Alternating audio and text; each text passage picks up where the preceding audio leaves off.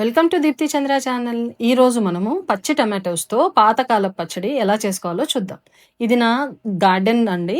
బాల్కనీలో చిన్న చిన్న పాట్స్లో నేను టమాటోస్, కొత్తిమీర, పుదీనా, మెంతం కూర అన్నీ పెడతాను. సో ఈ టమాటోస్ చూస్తే ఐడియా వచ్చింది పచ్చడి చేయాలని. So let's get in to the process. Firstly pan పెట్టుకొని అందులో మినపప్పు, జీలకర్ర అండ్ కొన్ని పల్లీలు వేసి డ్రై రోస్ట్ చేసుకొని పక్కన పెట్టుకోవాలి. అదే ప్యాన్లో కొంచెం ఆయిల్ యాడ్ చేసుకొని ఇప్పుడు కట్ చేసి పెట్టుకున్న పచ్చి టమాటోస్ అండ్ పచ్చిమిర్చి వేసి మగ్గనిద్దాము. ఇందులో నేను ఒక పండు టమాటో కూడా వేసాను. అండ్ లాస్ట్కి కొత్తిమీర వేసి మగ్గనిచ్చేసి చింతపండు కూడా వేసి పక్కన పెట్టుకోండి.